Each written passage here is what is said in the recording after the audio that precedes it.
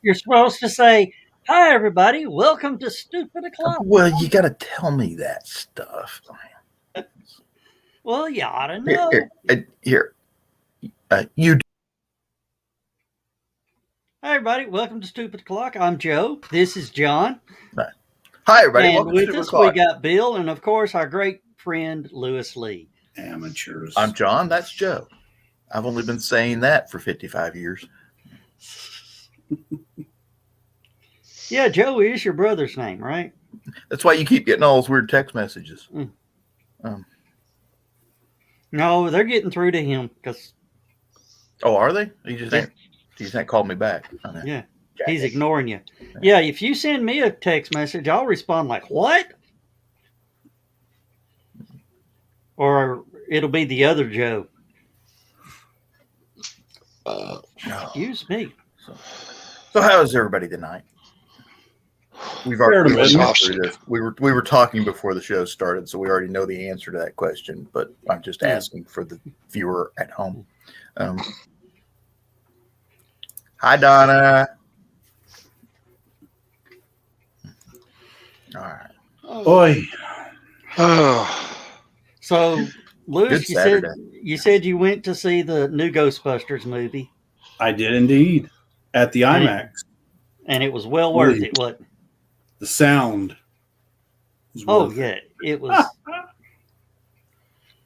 Bill, did you get to take your daughter or my niece? Yeah, I took my 13-year-old niece. We went to the AMC, did the same because we had the 2-story tall screens and all the special sound that about made you deaf, but we loved it. It was good, and I remembered what you said about staying all the way for the end for the 2 endings. And it was well worth it, wasn't it? Mm-hmm. Yeah. The first ending was kind of funny, but semi-climactic. But when you got to the last one, it was. Yeah. And Donna said she had a great Thanksgiving dinner meeting with the Star Trek Club today, and she's exhausted. Oh, There's a joke there, and I'm just not going to make it. It was good to see Annie Potts back. Yes. It was good to see all of them back. Oh, yeah. Not like we don't see her all every week anyway, but... But yeah, I mean, Bill Murray and Sigourney Weaver there. My wife did not get that because she hasn't seen the original Ghostbusters. So, and now it's a thing. Yeah. Now she says, if I see that, I can no longer say I've never seen Ghostbusters. Yeah. It's just stubbornness. Just plain and simple. Donna says, "Go ahead."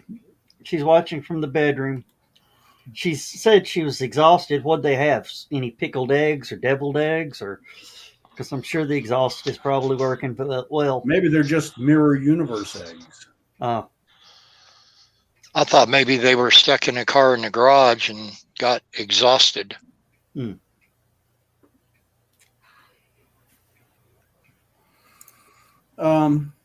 So what's everybody doing for Thanksgiving? I'm doing a Friendsgiving with some friends.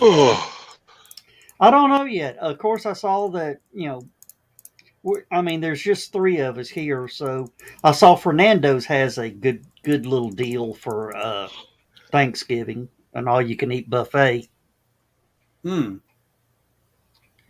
Well, now I have. I'm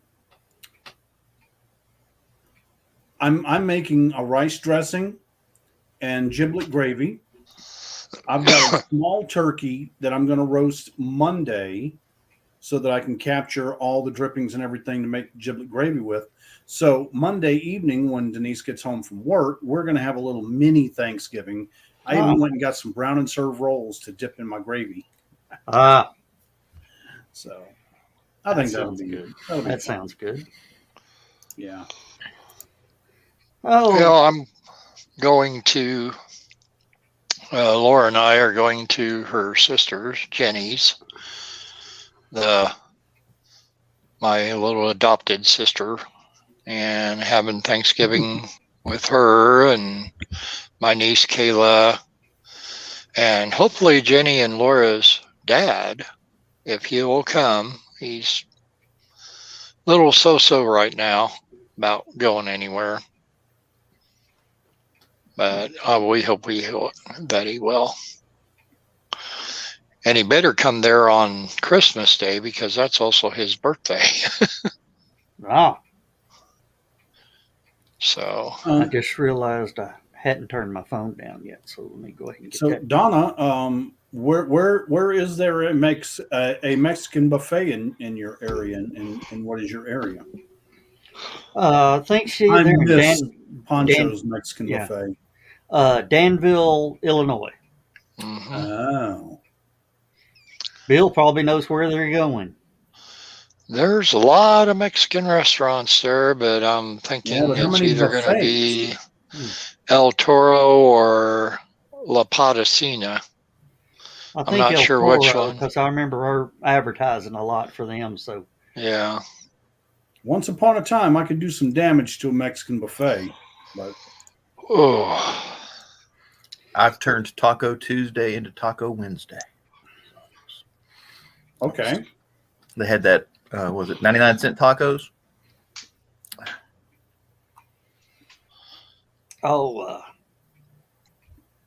Donna called down to B's asking for the price.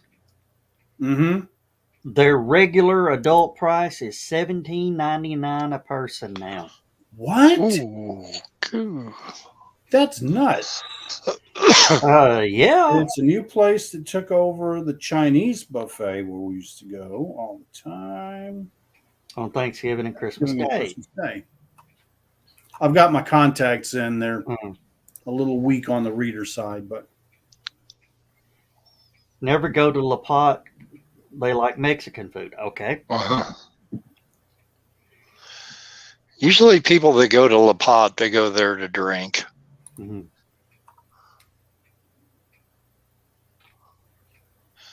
And me not being a great lover of Mexican food, I wouldn't know one from the other over there. Been to both, but didn't get that. Oh, and Donna says she's digging the facial hair, Lewis. Thank you. I'm still deciding whether or not to keep it. I typically don't like facial hair because I just don't like the constant itching, and I've got to keep a comb handy because, some people have a beard and it just gets all gnarled and nasty looking, and I just can't have that. So we'll see.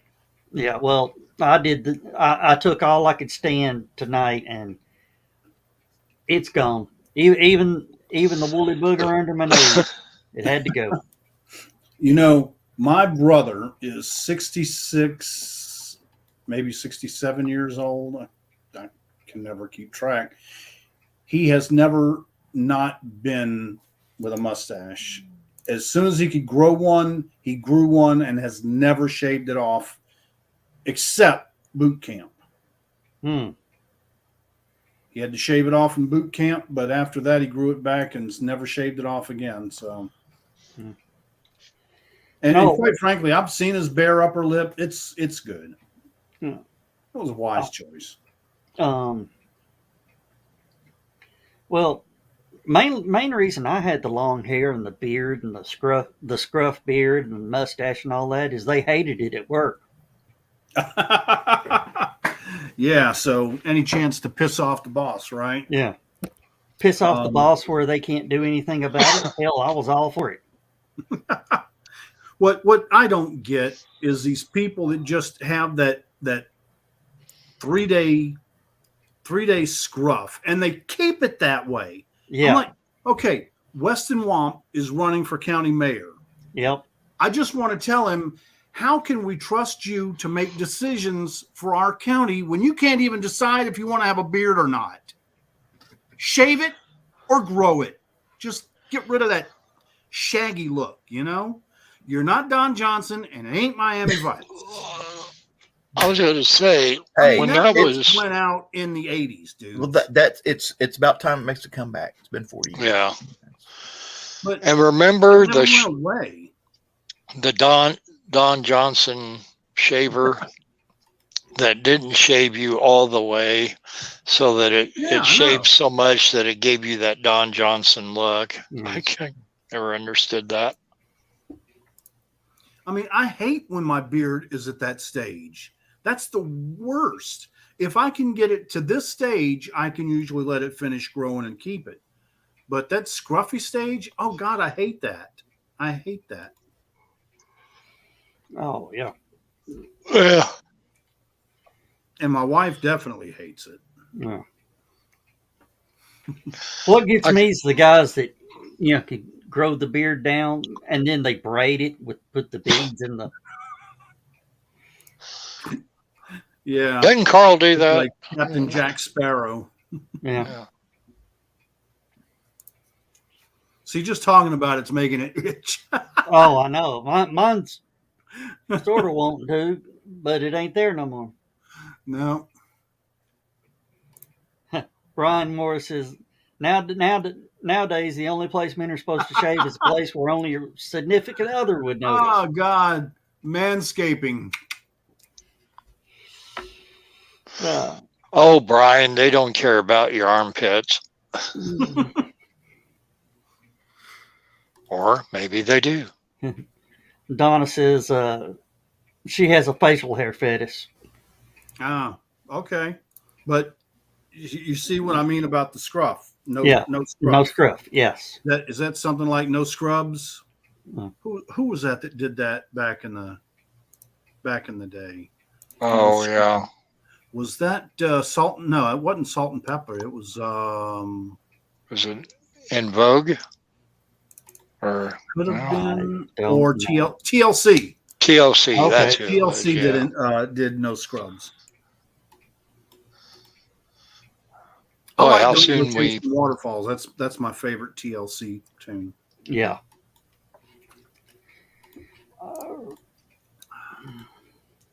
Oh, quick! Name that beard. That's Don Johnson. What show was he just recently on? It was one with Kenan Thompson. He was Kenan Thompson's father-in-law. Yeah, it was on NBC. I don't know if it's still on or not. Kenan Thompson was a morning co-host on an Atlanta local TV show.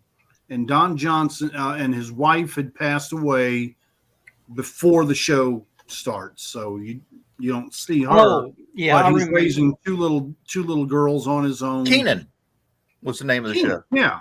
And Don Johnson, his father-in-law, comes to live with them to help out with the girls. Of course, he had that. It was actually a decent show. I'm not a big fan of Kenan Thompson. They're doing a Nash Bridges again with old. Of course, he did the Watchmen thing. Still hanging in there, so Yep. you know. He did the Watchmen thing where he played the sheriff, and then, strangely enough, they did a series. There's this thing called Home Movie, the Princess Bride. It was a TV miniseries short, and Don Johnson played Prince Humperdinck. Hey, you know, when you're in your 70s, you'll take whatever work comes down the pipe. Yeah. But yeah, I mean, he looks good for his age. I got to admit that. Well, Clint Eastwood held good till he was in his 80s, and Clint Eastwood looks like the crypt keeper, but he's still tough. So yeah. you know, that leather face goes with the personality finally. Yeah. They need to remake all of his old Sergio Leone movie roles, and have him like play the villain to a younger. I don't know who you'd get to play the Clint Eastwood roles, but have him be the villain to the old Clint Eastwood role. Have his son do it. Oh yeah. Oh yeah. His son looks just like him. Yeah, spitting image. And Randy Quaid's kid, Randy Quaid and Melanie Griffith's kid, Jack Quaid. Randy Quaid and no, you mean Dennis Quaid. Dennis Quaid. Yeah, Dennis Quaid. Yeah. Melanie Griffith. Randy Quaid. Okay, Randy Quaid. Let me give you a hint. No, the shitter's not. full. Yeah. Yeah. Okay. Yeah. Dennis Quaid and Melanie Griffith's kid, Jack Quaid. Oh, he's a spitting image. I worked with Dennis Quaid on a movie. Well, I mean, I didn't work with him. I worked on a Dennis Quaid movie. Everybody's All American, filmed down in Baton Rouge. Well, you worked on a. I just drew a blank on his damn name. Ah, shit. Chadwick Boseman movie. Yeah. Yeah. God rest his soul. Taken too soon, man. Yeah, way too soon. Of course, now you're in the 7 degrees of Kevin Bacon. Oh, I've been 7. Yeah. I'm like 2 degrees from Kevin Bacon now. Shave the beard. You are Kevin Bacon. Huh?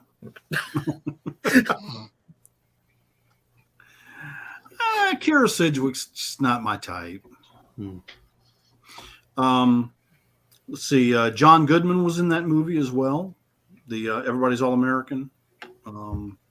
That's the movie that he fell in love with New Orleans and decided to move down there and married a local Cajun girl.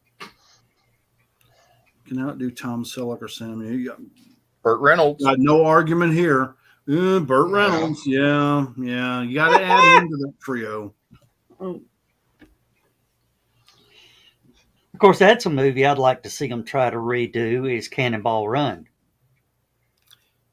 Oh man, it just wouldn't be the same without Dean Martin and Sammy Davis Jr. and even Jimmy the Greek. He sucked it, but it was funny. Yeah. Dom DeLuise. Oh my God, yeah, Dom DeLuise. So many people in that movie. I'll be right back. Yeah. All right. Have you ever heard the story where Dom DeLuise's son Peter, he was big in promoting or producing Stargate SG-1. Yeah. Oh, really? Yeah. Well, he was big in the whole Last sci-fi thing I ever saw from Peter DeLuise was what was 21 Jump Street? 21 Jump Street, and then he played a character on Sequest, which is how he got into the whole sci-fi thing. Oh, really? Yes. I remember that show. That was Roy Scheider. Oh, Roy Scheider. And a few other. One of the funny things they did when Peter got married, it was the time to, have the rings. Mm-hmm. And, it's usually the best man that has the rings. Mm-hmm. He turns to his best man. His best man reaches in his pocket, turns to the next guy, and they're all going. And then all of a sudden, Dom in the pew went, "Oh, hey, I got him. I love Dom DeLuise. He was, from what I understand, a very, very nice, generous person. Yeah. ZZ Top, Billy, and Dusty. Oh, yeah. The beard's down there.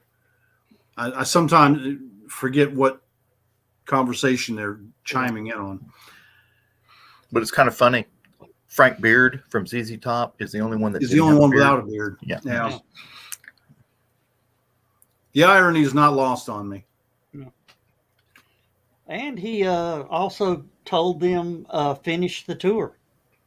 Yeah.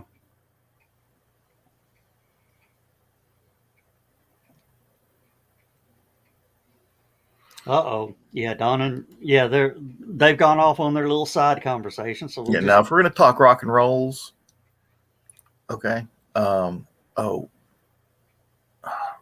it, I'm drawing a blank.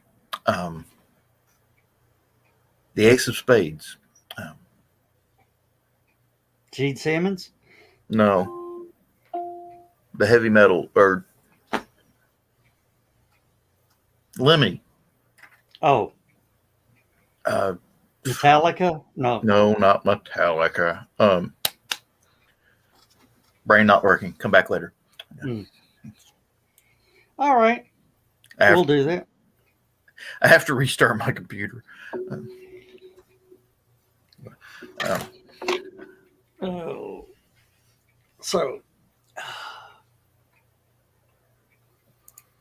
How many little Easter eggs did you see during the movie, Lewis?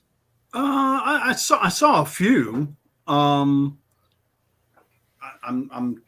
none of them are coming to mind right now. But fairly early in the movie, I saw a prop that Adam Savage made for the movie. Yeah, the have you seen that Aztec video? Yes, I watched the that. Aztec death whistle. Yeah, that was a pretty cool video of him making that.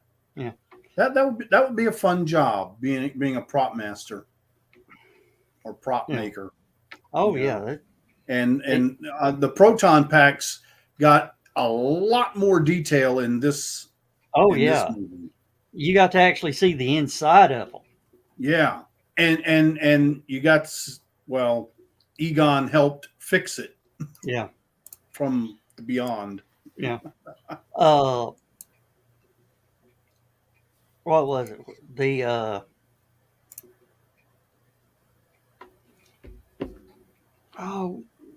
When they were driving through the town, all the Stay Puft Marshmallow billboards. Yeah. Well, I mean, in the Walmart, all the Stay Puft minis. Yeah. But you see, now they made a big mistake. Instead of having the regular sized marshmallows, they should have had mini marshmallows because they were mini Stay Puft men. And they didn't consult me. Yeah. And the little Stay Puft guys were gremlins. Yeah. Well, yeah, like gremlins. Yeah. They were self-destructive, making s'mores with each other, putting one in a blender. Oh, the one that went in the blender, Denise just went, "Oh my God." No. And then when it hit the blender, you could just see his eyeballs and mouth. Yeah. Yeah, they don't care. And then Gozer. They did a pretty good job recasting Gozer. Yeah. Looked pretty close. Gozer the Gozerian. Are you a god? Right. Yeah. Right. And Bill Murray was like, "Come on. You gave the wrong answer last time, so change your answer."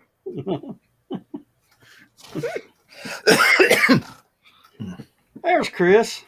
That's a good mutton chop there. What? Behind John. Oh, yeah. That's Lemmy from Motorhead. Yeah.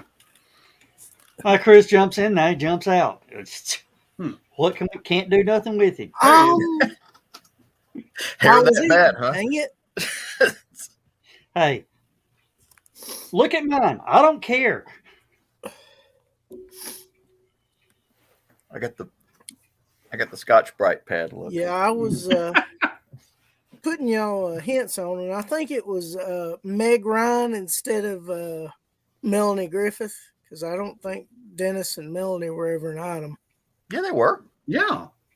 Big time. Mm-hmm. I They know were him quite and a Meg few movies Ryan were together, married too. for years. Well, And no, then Don they had Johnson was divorced. married to Melanie Griffith. Yep. No, okay. All right, they're both hotties. They're interchangeable. Now, wait a minute. Meg's had too Are you much. talking No, about Chris Don is right. Johnson and Melanie Griffith both Chris being is right. hotties? Don Or are you Johnson, talking about Melanie Meg Griffith. Ryan and Melanie Griffith? Meg Ryan, Dennis Quaid, Meg Ryan. Yeah. And I told y'all Motorhead. I don't know if you've seen it because I cut Yes. my camera off while I was trying to. Yeah, that's why I don't know why that just wouldn't click in my brain. I was like, Yeah. Well, he's kind of got a modified Fu Manchu going on. oh that's man. that's the mutton chops. There you go. Well, yeah, but I think a mutton chop's more the sideburns than the mustache. Yeah, that's what that is.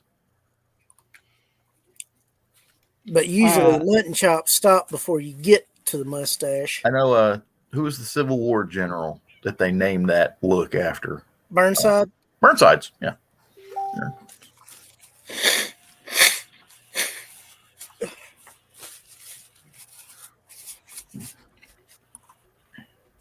Good grief, Kevin. All right. Please behave.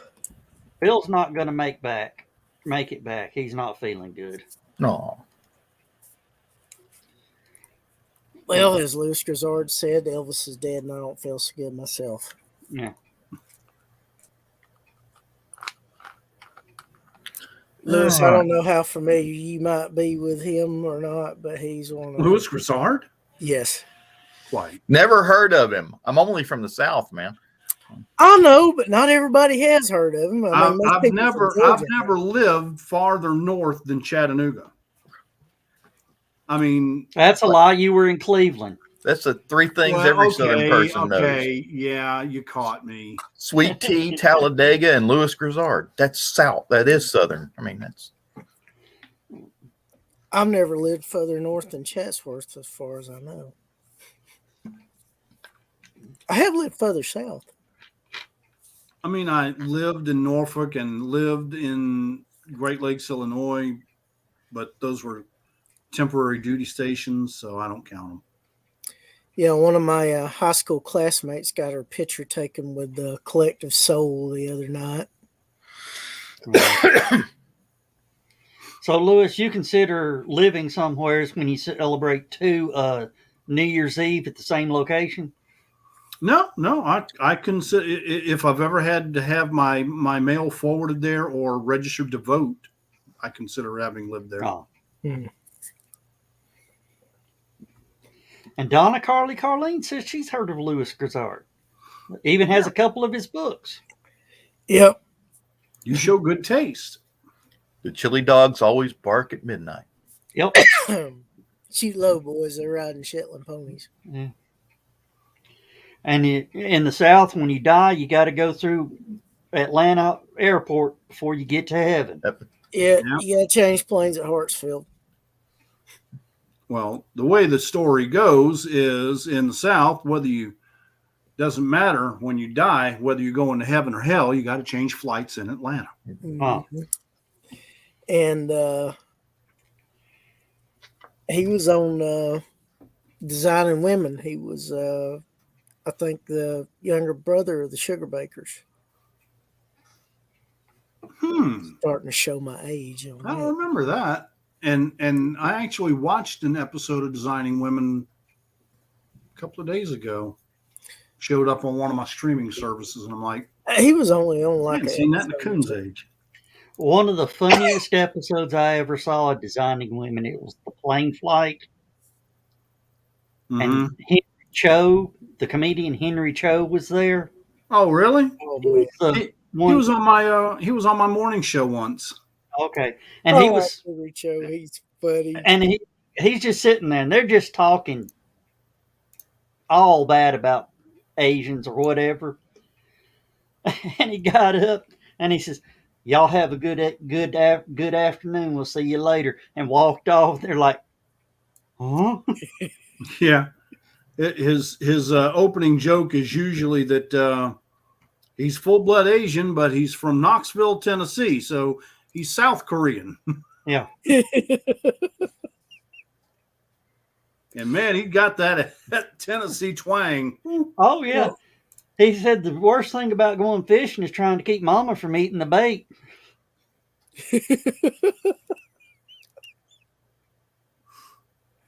He really is a funny dude, man. I mean, he's like always on. Yeah, a lot of comedians. He's like one of my favorite ones.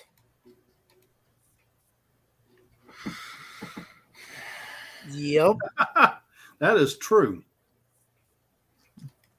Boy, you know what? He's been dead for 15 years now, or something like that. Oh, and, Probably closer to 20.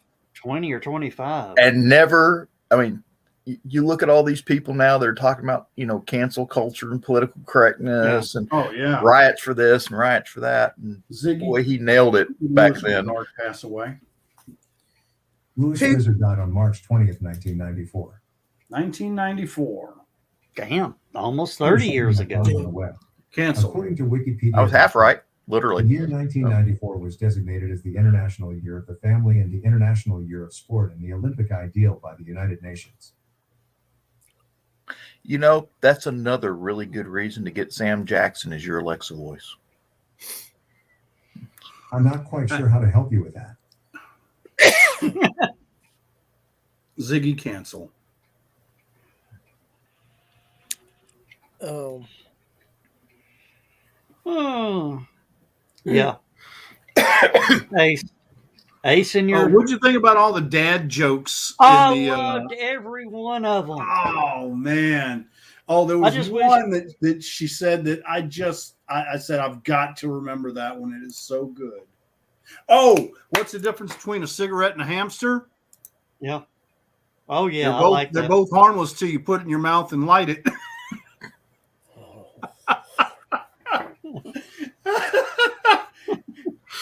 Chris got it fast.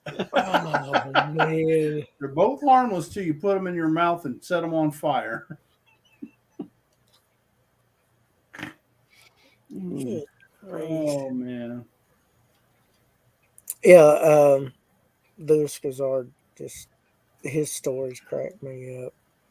Could you imagine if we still had Louis Grizzard and George Carlin now?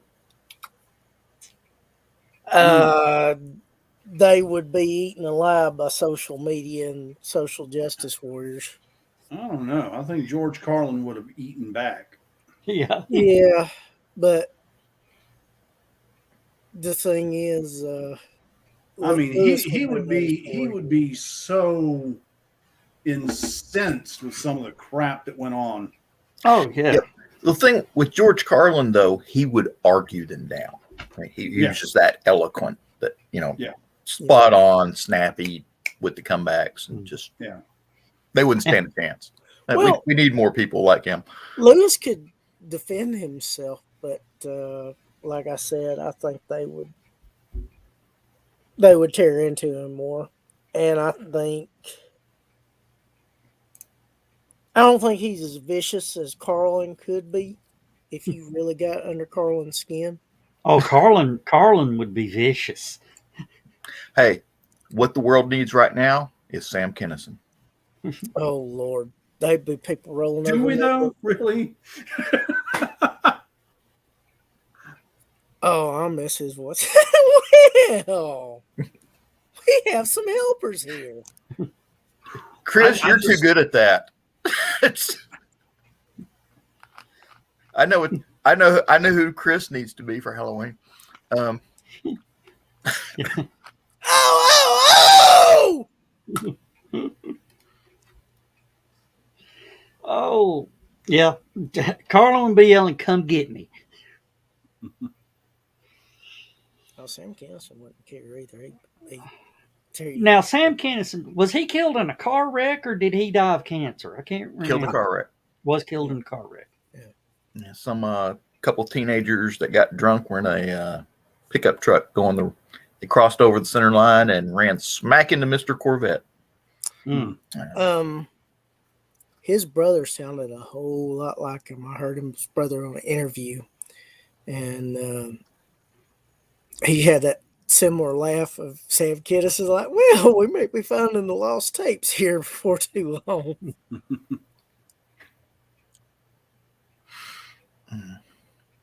Because let me tell you, when Sam Kinison showed, I was watching Married with Children, and of course, Al's out putting up the Christmas decorations and electrocuted himself. And Sam Kinison shows up. "Hey, you okay there, buddy? Took quite a hit there." Says, "Yeah. Hey, I'm looking for the Bundy household." "Oh, that's us." "Why?"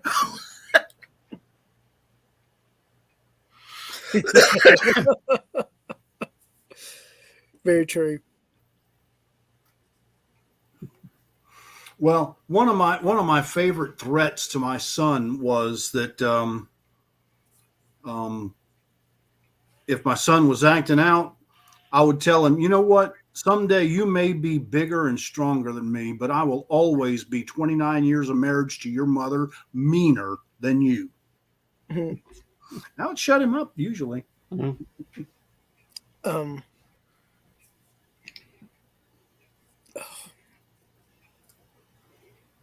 Another shooting in Chattanooga, 3400 Birchwood Avenue. Let's see. Damn. Chattanooga Police Department is their PAO is absolutely worthless. You mentioned this. Oh, God, their press releases are just, they're templates, and they just fill in the different information. There's not one original thought that goes into any of them. I wonder if they're required to do that by law. No, they're not. Joe, you and I know the best PAO the Chattanooga Police ever had. Oh, yeah. John And knows him too. He'd tell us exactly what the hell was going on. John knows him too. Oh, I think maybe even Chris knows him. Okay. I probably, when you mention the name, because I'm drawing a blank at the moment. Yeah, long shot. I mean, on November 19, 2021, approximately 3:15 p.m., Chattanooga police responded to the 3400 block of Birchwood Drive on a report of a person shot. The following are the preliminary facts of the investigation. Upon arrival, officers what that is? A male party. They didn't locate it. A male party. And was he partying? No, he was suffering from a gunshot wound and secured the scene. The victim was transported to a local hospital.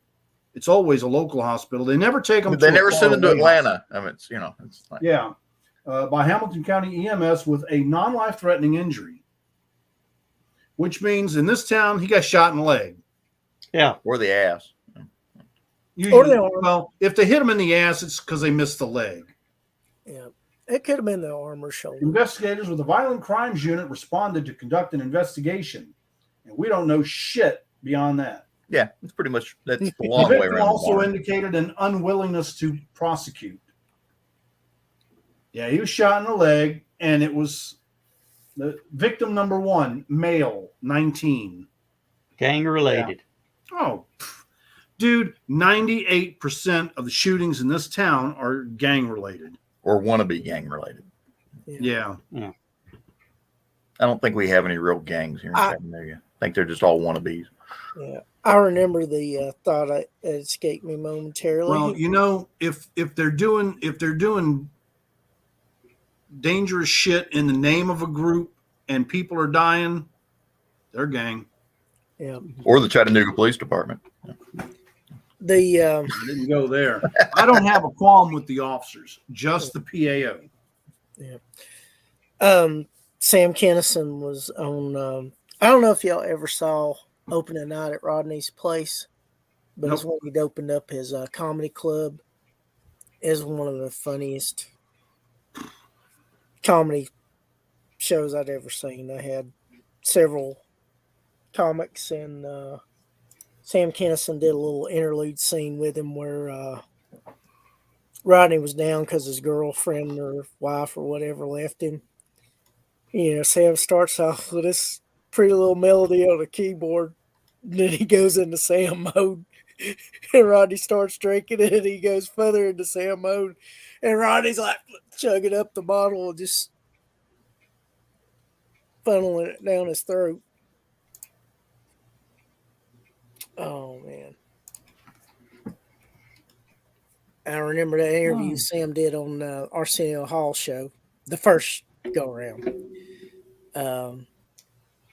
where he talking about another comedian who was another one that would offend a lot of people. Dice, where basically Dice was, saying he was the best and all that. And Sam's like, no, nobody's the best. You have all these people here. He says, comedy's a rainbow, and if you're lucky, you get your own color. And Arsenio Hall was fired up after that. He's getting all excited because you know how Arsenio was back in the day. It was pretty fun to watch.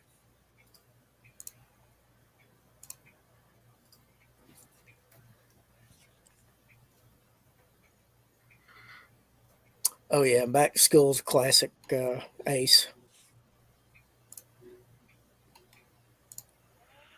Hang on a second.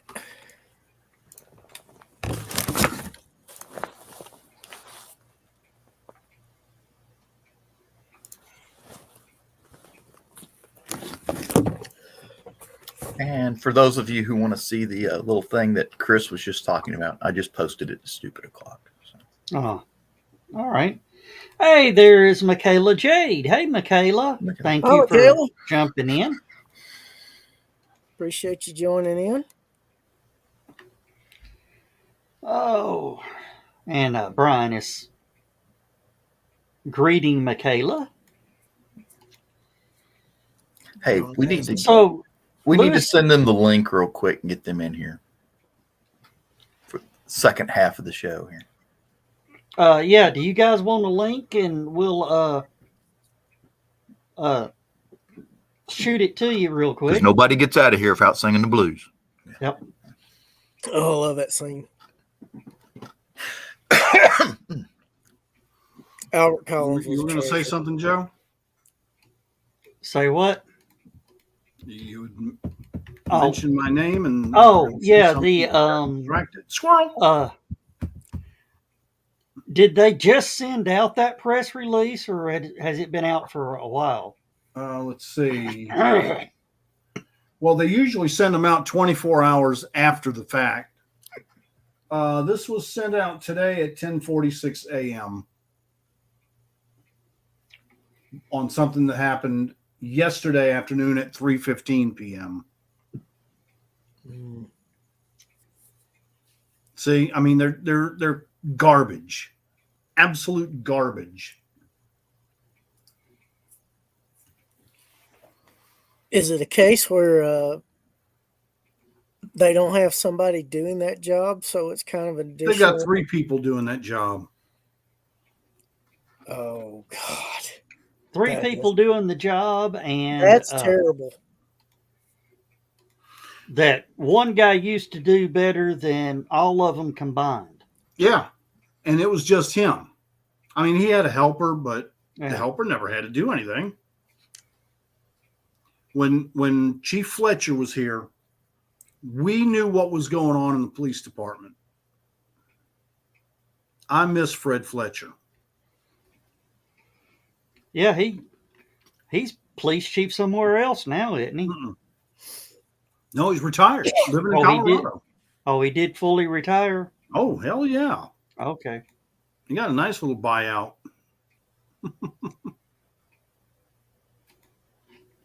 Wow. You know what's bad? I can still remember the lyrics to that Sam Kinison song. That is the piano song. Oh, and opening night, yeah. Yeah, it's kind of hard to forget.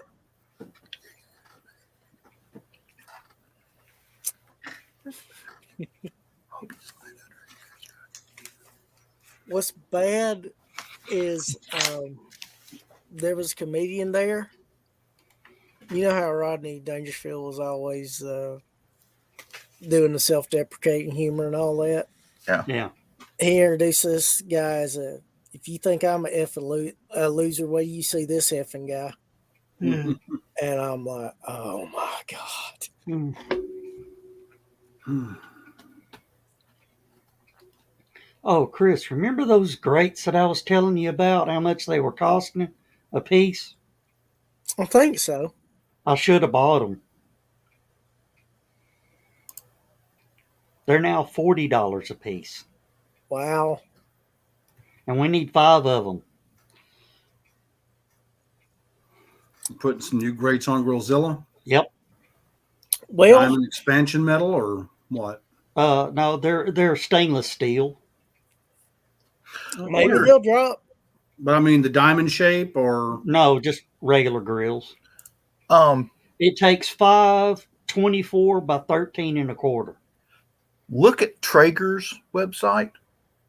And the reason I say that is they have the regular, straight slap grill, but they're ceramic coated. They don't rust. I mean, these things, I've had them for almost 8 years now. Not a bit of rust on them. And they clean up pretty easy too. Do they sell just the grates? Do they sell just the grates? They do. You might I want think. to look into that, Joe. If they're the right size, if they got a 24 by 13 and a quarter.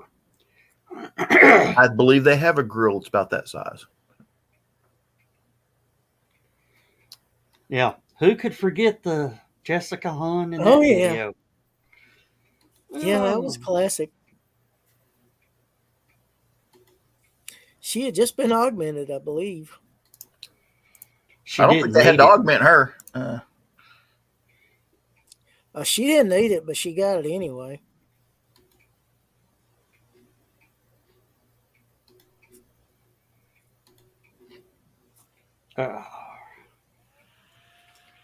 Now, Lewis, once I get everything stripped down, I'll probably have you come over and do the seasoning on that new grill.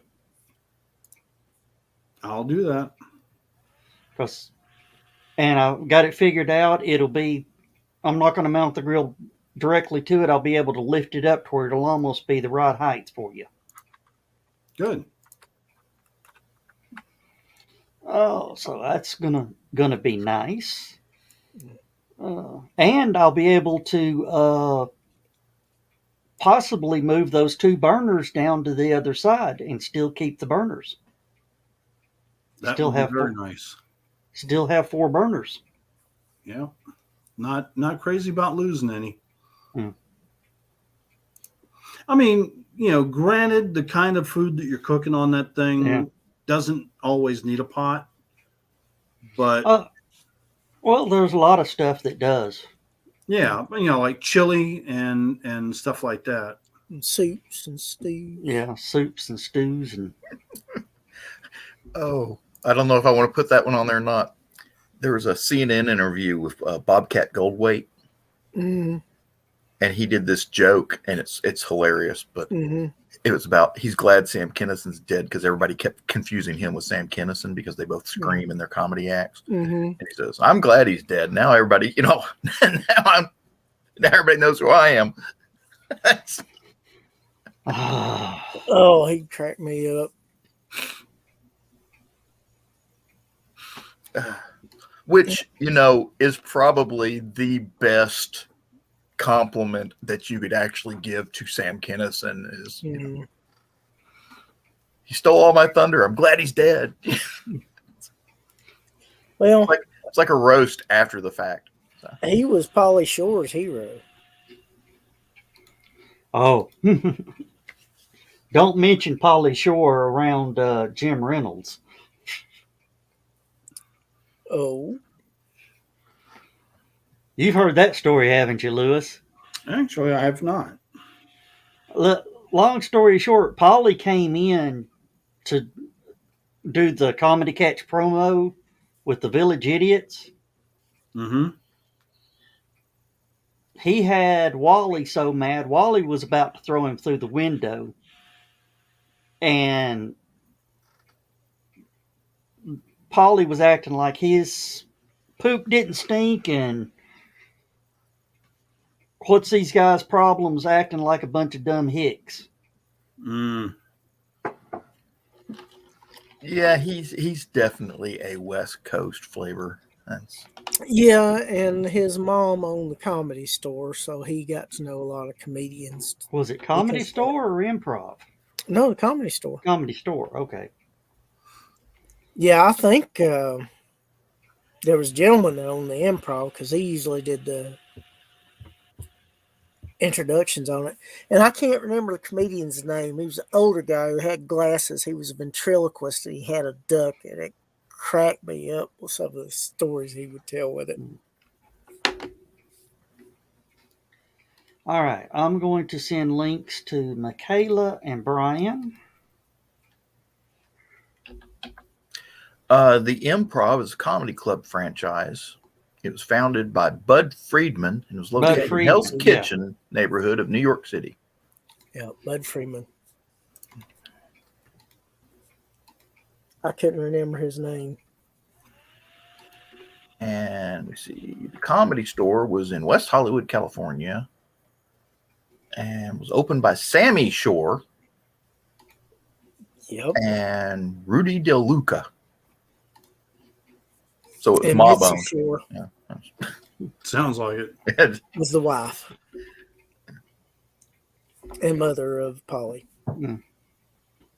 Del Luca, yeah. Absolutely. Mitzi Shore was his mom. Yep. And I'm guessing the guy was his dad. Right, Sammy Shore. Yep.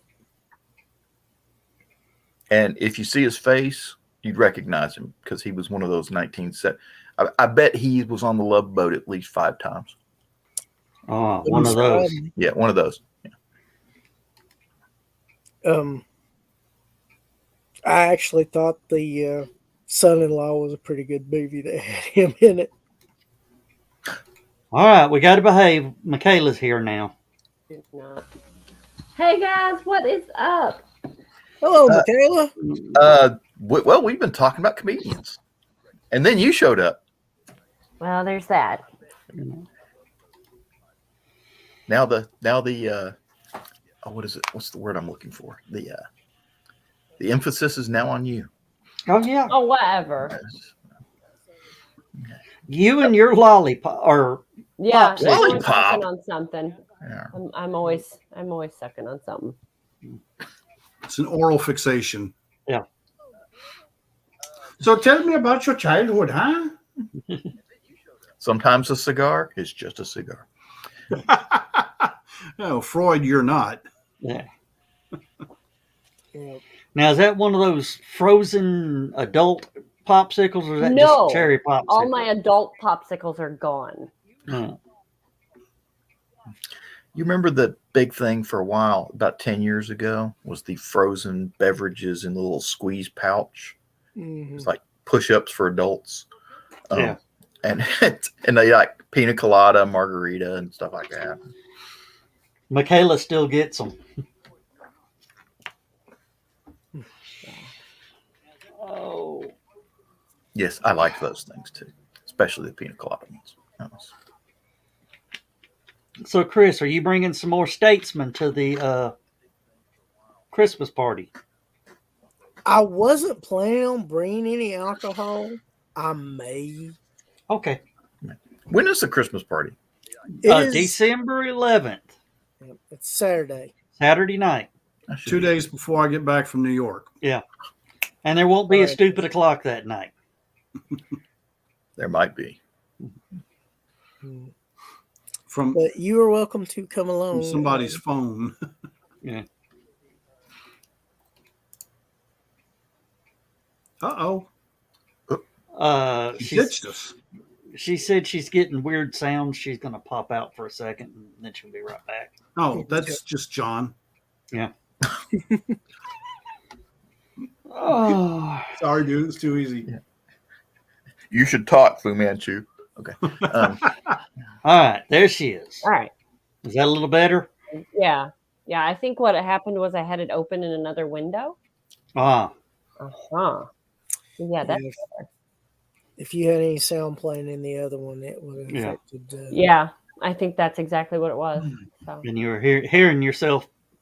Yeah, and 15 seconds later, like. Yes, it was just about 10 or 15 seconds later. I'm like, wait, I already heard this stuff. I'll be back in a moment. I have to go refill some adult beverages. All right. I don't have any adult beverages anymore. I drank them all. And it's Saturday night. It's late. It's midnight here. Yep. And if y'all are cool with it, I can tell you where I was earlier today. Okay. Well, we in this family we hunt for our food, so we were doing that, and we harvested one. So cool. Deer chili this week. Deer chili next for Thanksgiving. And that's the thing is we fill our freezers, then we fill our families, and then we fill our friends' freezers. Mm-hmm. So it's a tradition we've done for years and years. So nothing ever goes to waste. So it's not like we're out getting trophies or anything, but we got a rather large one tonight. So it'll fill a couple freezers. Congratulations. Yeah. Thanks. Hey, we like venison around here. Well, and you never know what kind of company you have. Yeah. So you always want to kind of, yes, we hunt. No, we don't trophy hunt. Yeah. Hey, I'm all for Bambi burgers. Yes, they are good. I make excellent venison jerky. Okay. And I don't use the dehydrator. Okay. I use air conditioner filters and a box fan. I'll be damned. Okay. Yeah. I mean, after you've marinated the meat in your your liquid, you take pleated air conditioner filters. Get the 20 by 20 air conditioner filters. Okay. The ones that are like that. Yeah. And don't get the fiberglass one because you would some of the fiberglass. But anyway, and you lay the strips of meat in the channels, and you just keep stacking another filter on there until you run out of meat. And then you bungee cord all those to a 20-inch box fan and force air through it for about 24 hours. Huh.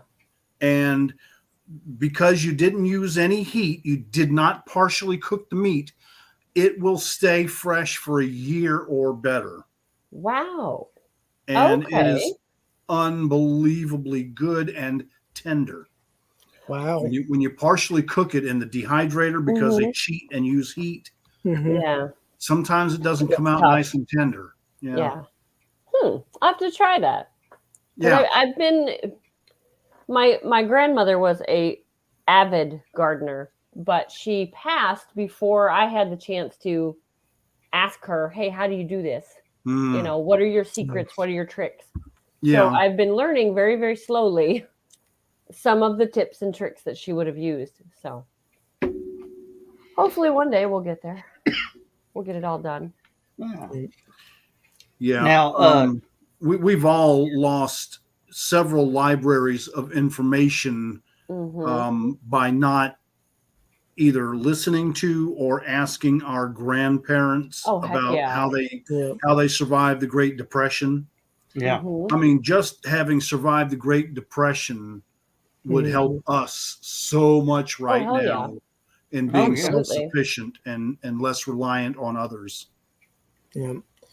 Well, by growing a garden and your own vegetables, that's a big step in the right direction. Oh yeah.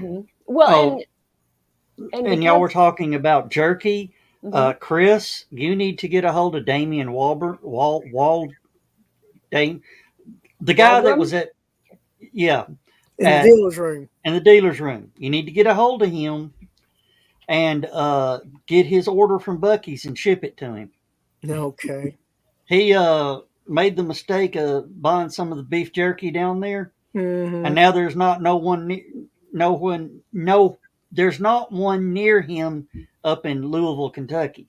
Mm. I thought Kentucky had one, or maybe they're getting one. No. They're branching out from Texas. And believe me, the one in Calhoun, Georgia is the farthest east they have so far. Well, and it's also one of the north. smaller ones, from what I understand. That's a small one. one. Smallest ones. They're about to put one near Crossville. They've already broken ground, but it's not open yet. So that'll be the farthest north. Yeah. And if he lives in Kentucky, that won't be too far a drive. No. Right down, run what down 24 to 40. Depends on what side of Kentucky he lives on. If he lives in the west, 24. If he lives in the east, come down 75 and cut across on 40.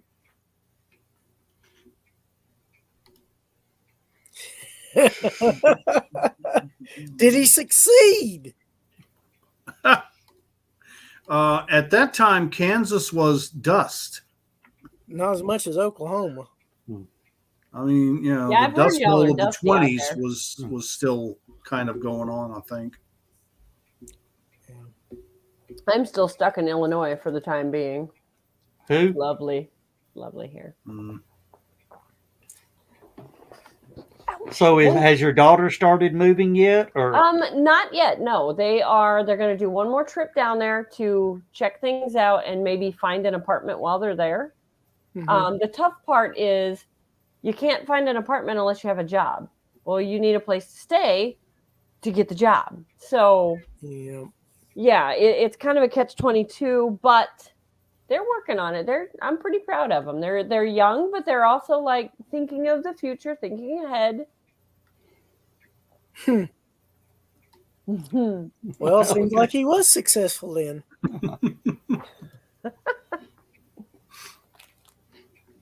Yeah, when in 2007, when I moved down to Fort Myers, I moved up to Cape Coral, but I had gotten a job in Fort Myers, and I had to live with one of the other news photographers for a few weeks while I was getting my act together, finding a place to rent, and getting utilities hooked up and all that stuff. So yeah, I know I couldn't have found a place until I got the job.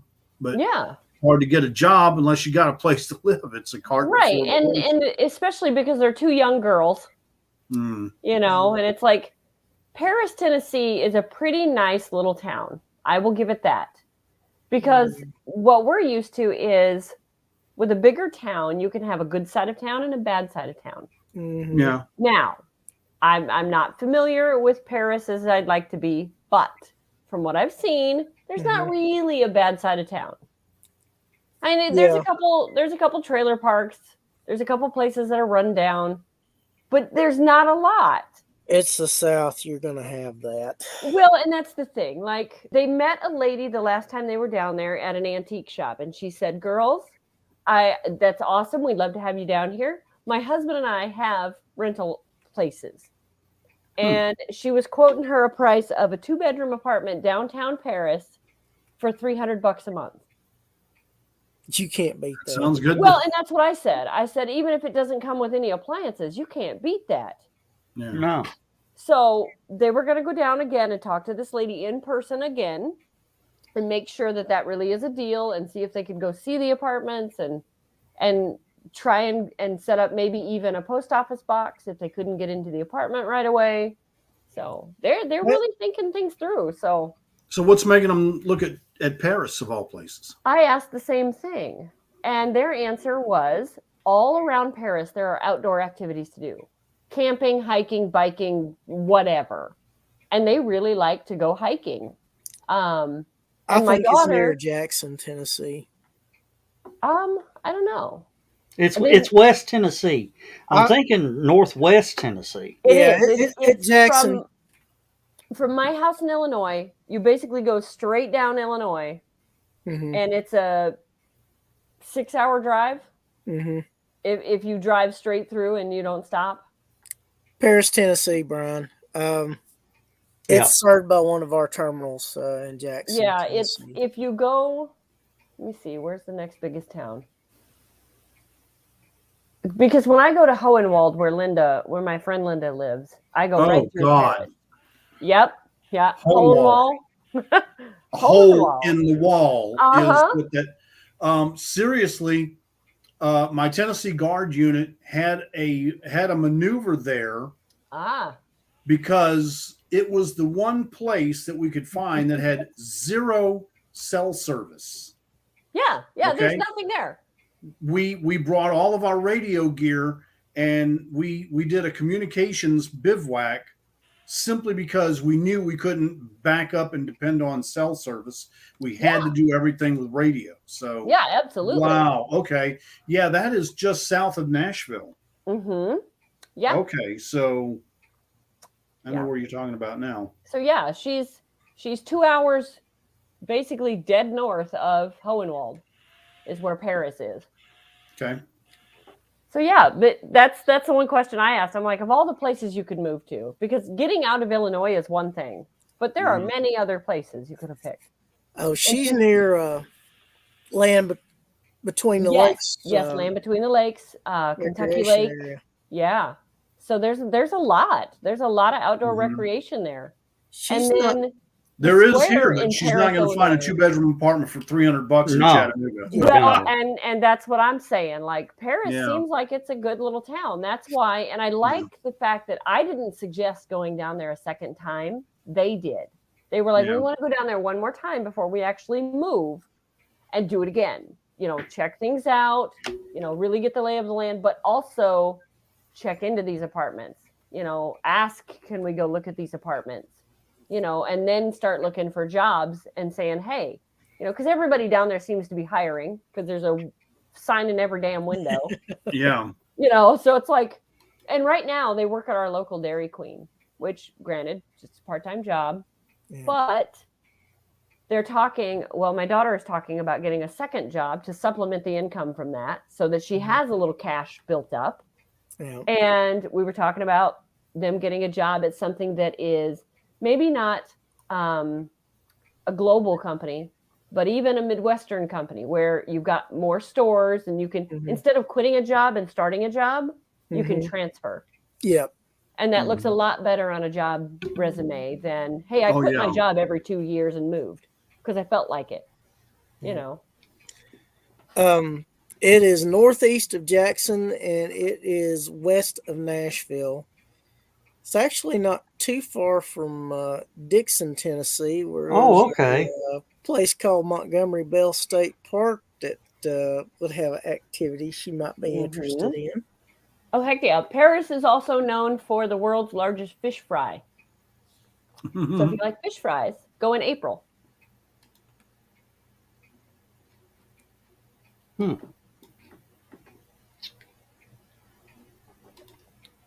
Oh, Glenn, that is too early, dude. But that's what time I usually get up here. And I just left my name like I did when I was late for Last Man Standing Thursday night. Yeah. Well, I would send Glenn an invite, but I don't have him on the my friends list. Oh. I mean, it'd be neat to have Glenn drop in for a little bit.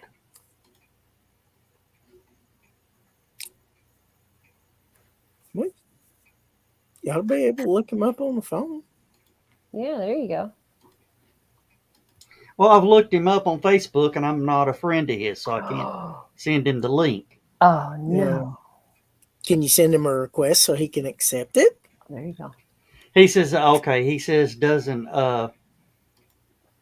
He doesn't want to wake anybody up. Yep. Okay. Brian, I've already sent you the link. I'm just waiting for you to show up. Yeah, B.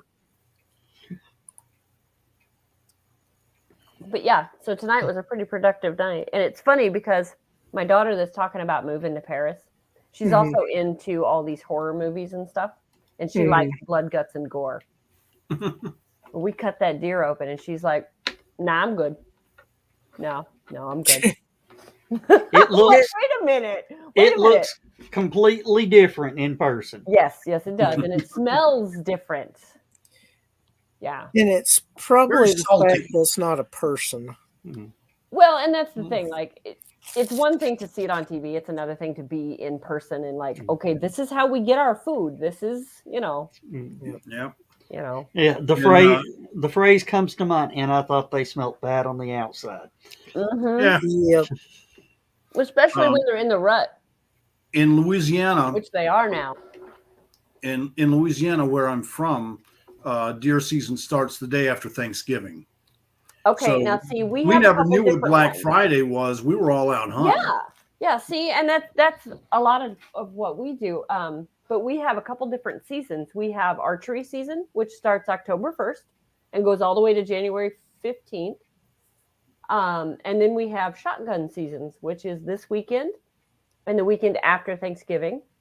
And then if our numbers are too high, we get another season in January, which is an anything goes, use any weapon you want, kill, because there's so many. So depending on what we can do and how many permits we have depends on how many people benefit from it. And Brian says Cookie says she's headed to bed, and apparently she's got some reason for her to join her. No idea why. Yeah. Brian getting jiggy. Have a good night, Brian. Why is it all have fun, Brian? Friends get to have more fun than I do? Why is but that? he Maybe thinks that's...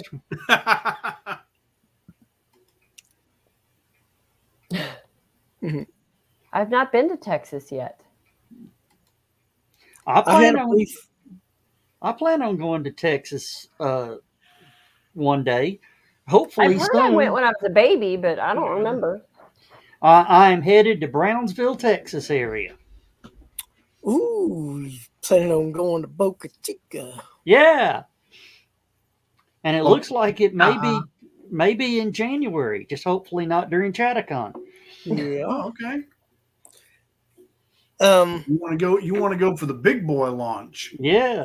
I want to see a small explosion in the sky. Yeah, I had a brief layover. As long as there's not a big explosion on the pad. No kidding. I hate it when that happens. But I didn't have enough time between flights to really explore or do anything. Okay, Brian's taking a deck of cards to bed and hoping for the best. Okay. Oh Lord, Brian, that's not how it goes. That's I'm sorry, Chris. You were talking about a layover where? In Dallas Fort Worth. I didn't have enough time to really explore Texas, but that was the extent of my time in Texas. I lived in Beaumont for a time and was working for a TV station there.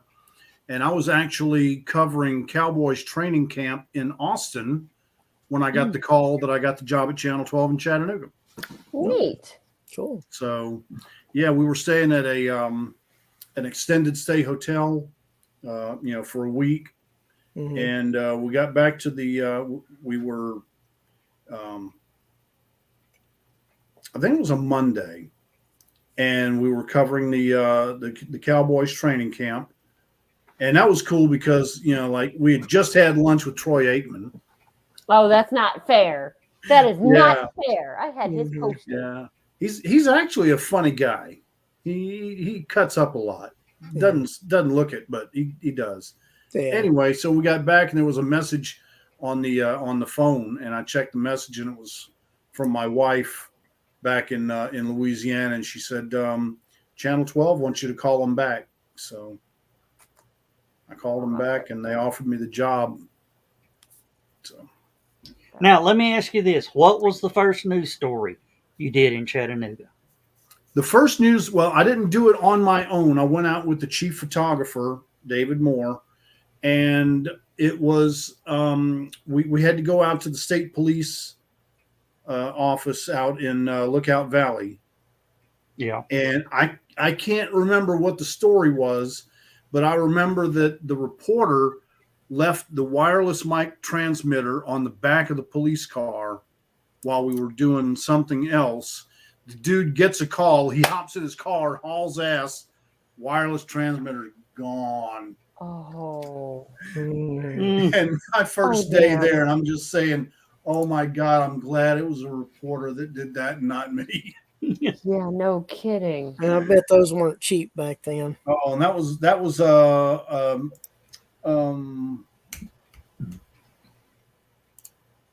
it wasn't the Sennheisers. It was I've still got one ultrasonic or something. It was an expensive, about a $500 transmitter. Wow. Never did find it. Wow. And of course, it was paired to his wireless receiver, Mm-hmm. so It was useless had to buy a without whole new system. Yeah. it was useless without the transmitter. That had to be fascinating, Glenn. Yeah. Yeah, I had a layover while I was waiting to get on a plane going to Vegas for the first time. My dad, his part of the family, lived in Tyler for a while, Mhm. and then moved to Plano and Murphy. And then he moved back to Biloxi eventually. They moved to Arizona, and then they moved back to Anna, Texas, which is just north of Plano and Dallas. Yeah. And he's living out there now. So. Yeah, Plano's the headquarters of a couple of major corporations. JCPenney's the one I can think of off the top of my head. Plano's a tackle box, last I knew. Yep. Take a wild guess where they make them. Tackle box. Yeah. China. No. These days, probably. They probably at one time were out of Texas. Matter of fact, there's about 3 container ships sitting off the coast of California full of tackle boxes. Probably. Yeah, y'all remember back in the 60s and even the early 70s when you would show something to your friend and say, it's imported. And that made it seem like it was better than what you could get here. And now, good luck finding anything that's not imported. Yeah. No kidding. Like And if you want to buy thing. something made in the USA, you have to search for it. Yeah. Unfortunately. Very extensive search. Yeah, and then it's not as cheap. So a family that can't afford it, they're going to go with the cheaper model. You know, Biden started this whole infrastructure bill thing that's going on. You know, Biden Democrat, but they need to start a Made in America thing. Yes. And I'm not talking about just the, waving the flag thing. Mm-hmm. There's a microchip shortage in the United States. And apparently nobody in the United States is making microchips, so they're having to start that all over again. Well, Intel is ramping back up. They had scaled back. They are now in the process of ramping back up, especially since they've lost the contract with Apple. And then nobody makes shoes in the United States hardly at all. No. I mean, everything's, and we need to start doing that again. And I'm not talking about, like microchips sounds exotic, but that's basic in everything we do nowadays. I mean, your car, your phone, everything. Yeah. StreamYard, Yeah. Well, even things like women's underclothing, it's not made here. There are probably 5 or 6 choices on one website that I found. One. Now, you find some that are assembled here, but they are not made here. No. And a lot of the stuff started going away in the 60s and the 70s because profits became more important than made in America. Yeah. Yep. I think they should charge more to import stuff back in the United States. Oh, yeah. We got to institute higher tariffs. Yeah. But we wanted to be China. friendly. So to be friendly, we backed off on the tariffs and the taxes, and so now we're friendly. Yeah. Yeah, but we're friendly. Yeah. What you need to do is provide incentives for people to make things in America. Yeah. Which is what they need to have, like a Make in America infrastructure bill. I think it goes along with the infrastructure bill, personally. Well, yeah, but the thing is, you need 3 segments of the economy. You don't need just service, which they tried to make it just about service only. You have to have an agricultural element, and you got to have family farms a major part of that instead of corporate farms. Yeah. You also have to have manufacturing, and you have to have services. That was one of the things I was going to do. I said, if I ever made president, one of the first things I'd want to do is change the taxes. Because right now, they're pulling the taxes out of your paycheck before you even get your paycheck. Okay. Just like stealing money. It's like taking money out of your pocket before they even put it in your pocket. Mm-hmm. Okay. I want to see if we could go to a national sales tax. I have said from day one, eliminate the Internal Revenue Service and just make it a 1% national sales tax. I wouldn't eliminate the Internal Revenue Service, but I'd cut it down about 80%. But if you're if you're not charging people payroll tax, you're not charging payroll taxes, but you're still going to have business taxes and property taxes and all that sort of thing. They get us coming and going. There's all kinds of taxes. Property taxes is local anyway. But it's still going to have what, and that's on a local level. We're talking federal government. Right. They should have the thing with a national sales tax. I would have 0% sales tax for things like WIC and food stamps and stuff like that. All your basic necessity items, no taxes. That's basic medications and stuff like that.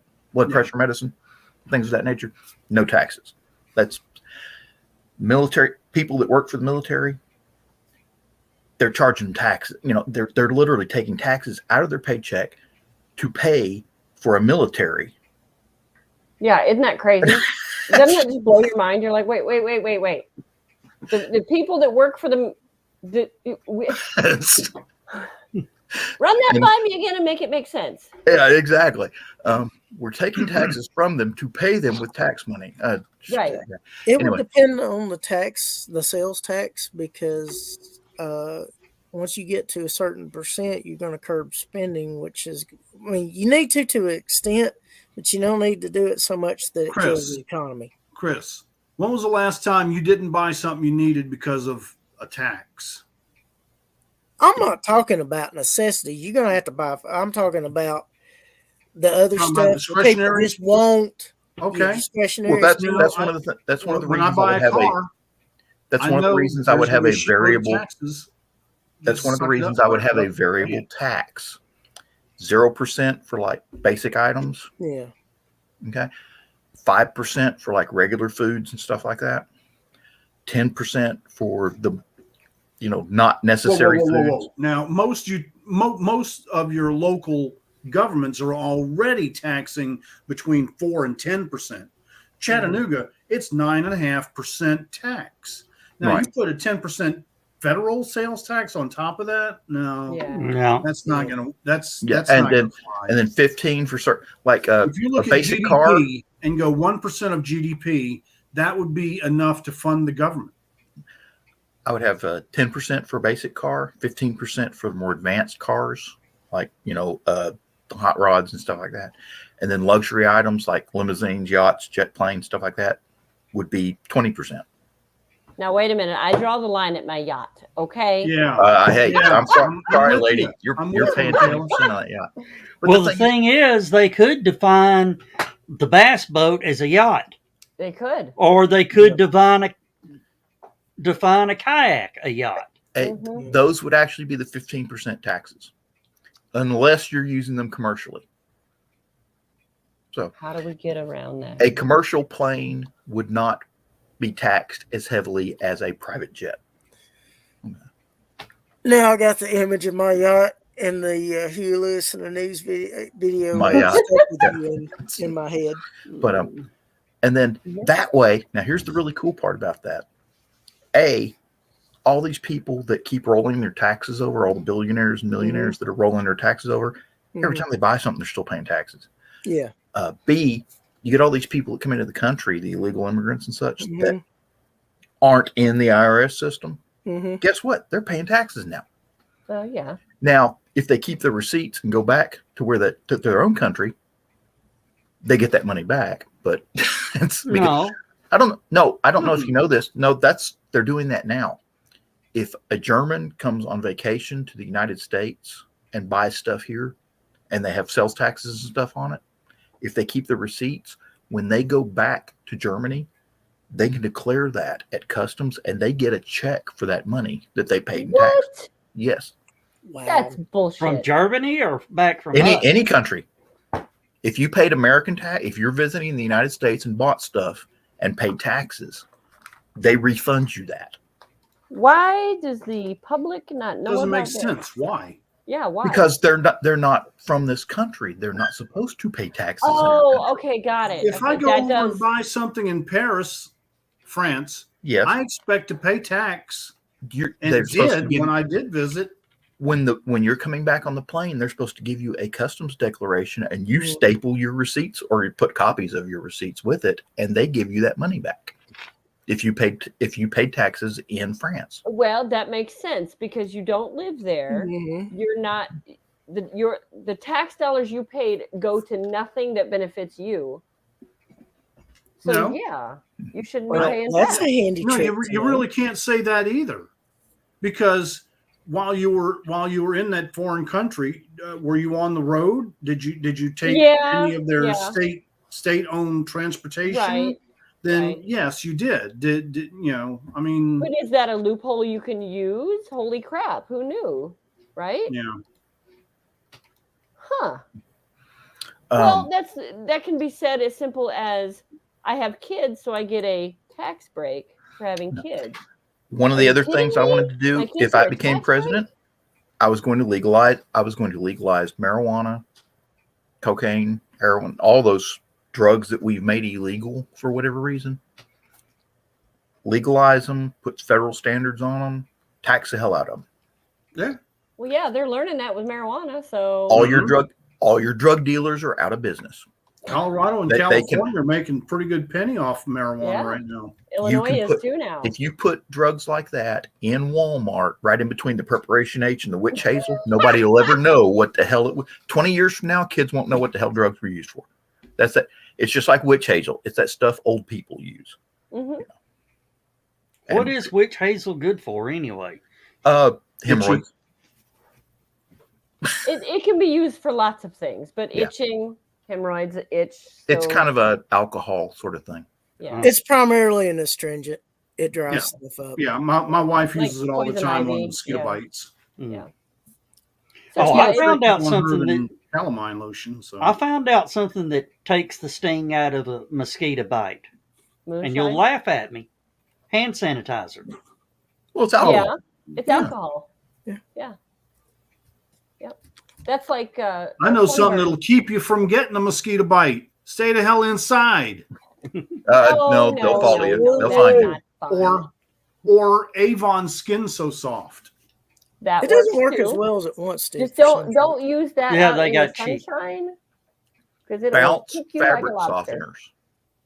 Yeah, bounce Stick works them in too. your pockets, Oh heck yeah! and the mosquitoes don't like you no more. People that use campers and they store them over the winter, they swear by that. They will tell you buy a great big box of those bounce fabric softener sheets and put them all throughout your camper.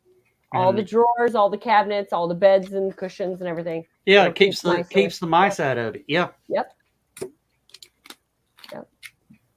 I mean, mice love the smell of that canvas. Oh yeah, they'll get in there quick. They like the taste of it too. Yeah. Let's see, what was it? So bounce works at keeping mouse out? Yep. Mm-hmm. I didn't realize that. Yeah. I don't know what's in it. I don't know what's in it, but whatever they put in it, bugs don't like it. And spiders taste with their feet, so they say use lemon pledge on everything, like your windowsills, your door sills. Lemon pledge, because they don't like the lemon. See, thankfully, I don't have a problem with spiders inside, but oh my God, they're trying to cocoon my home because Go outside and spray you go around all your outside windows and shit. Yeah. and every week I have to get a long branch that has fallen from the tree, and I'll go through and I'll pull the damn spider webs down with this branch. Do you live in Australia? We had that problem, No, we live and in it North was Georgia. It was a big argument at my house for Halloween because all the kids were going to come trick or treating of getting should I get the spider webs out of their way or should I leave them there as decoration? I'd have left them. That would add so much more to Halloween. Just leave them. Well, they also cut down on the insect population. I had Well, so and many that's the other spider. thing. Like, I had so many spider webs on my front porch. I was afraid I was going to catch a kid.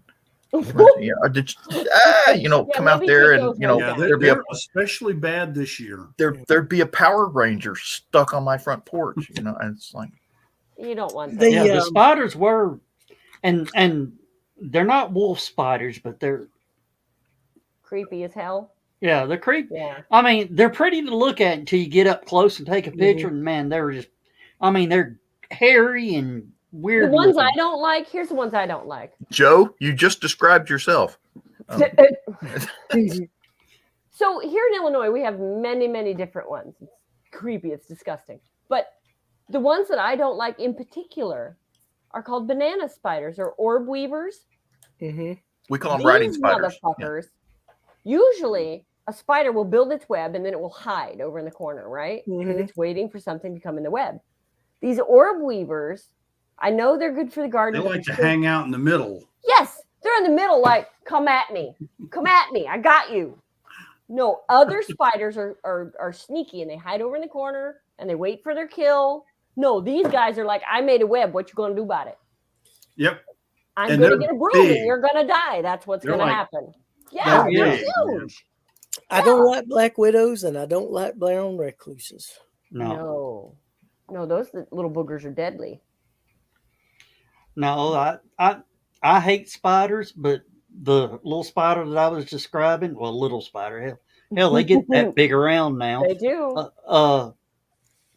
I actually let them live in the yard because man, they were keeping the mosquitoes down. Yeah. Well, and that's the thing. Like, if it lives out in the yard, it's fine. You come onto my deck or patio, you're dead. Okay, that's how Yep. it works. I'm Those with are the you. rules.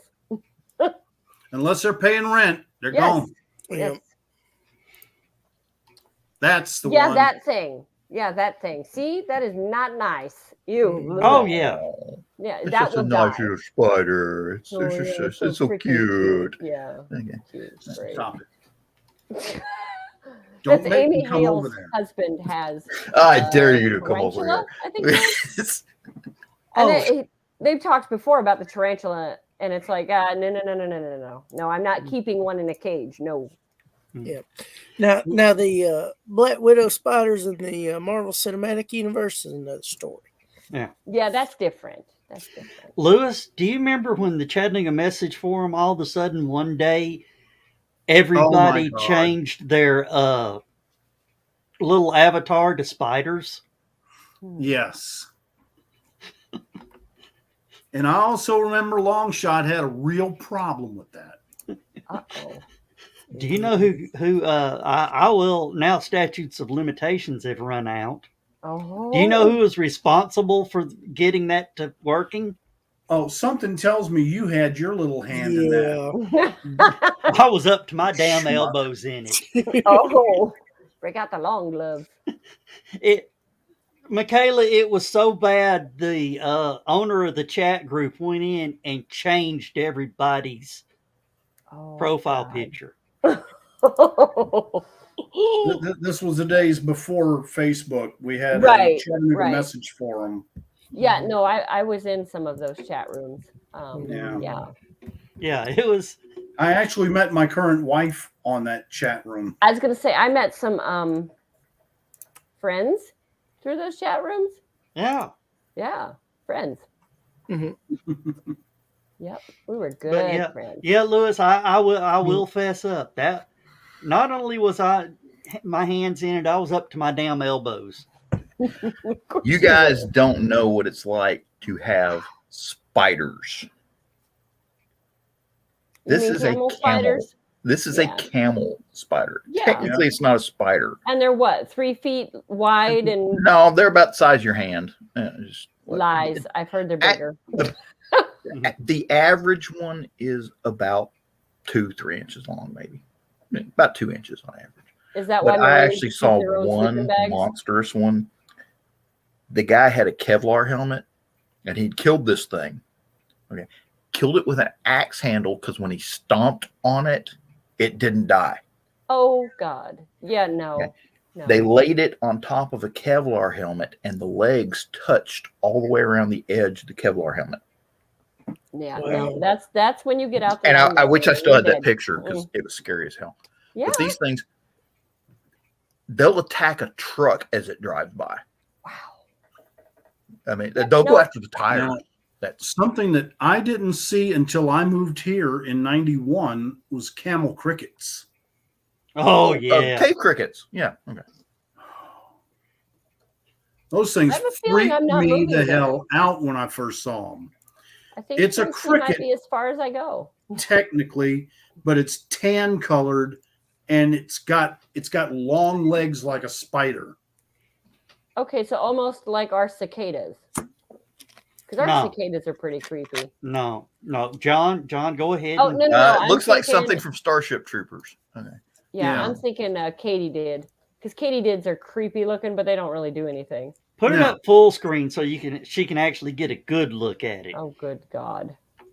Yeah, those things are. How did we go off the rails so much? And I found them in my basement first. They're always under your house or in your basement. Yeah. This isn't off the rails, Michaela. They are. I know. They are It can go completely so harmless, horribly but wrong. they'll jump on you. They'll scare the hell out of you. And they can jump. Yes. Okay, but no. That's just no. That's burn it with fire, burn the house down. No. Wolf spiders can jump too. Yeah, I was gonna say we have wolf spiders that jump. We also have this fun spider up here that. There's a camel cricket, damn it. Yeah, see, that's just creepy. It looks like those little dudes that were drinking coffee in no, it looks like the little dudes that were drinking coffee in Men in Men Black. Black, yeah. Yeah. Yeah. Dude, that's The ones Starship that were Troopers right speaking there. Okay. Patese, by the way. Yeah. Not quite. What? Yeah. We have Okay, and Pizza jams. Pizza Jams had to chime in. Supposedly, people eat thousands of spiders in their sleep throughout their lifetime. I have heard that. This is a piece of information I do not need to know. Yeah. no, that actually got shot down. Oh. And Brandon says, please put the spiders away. I agree.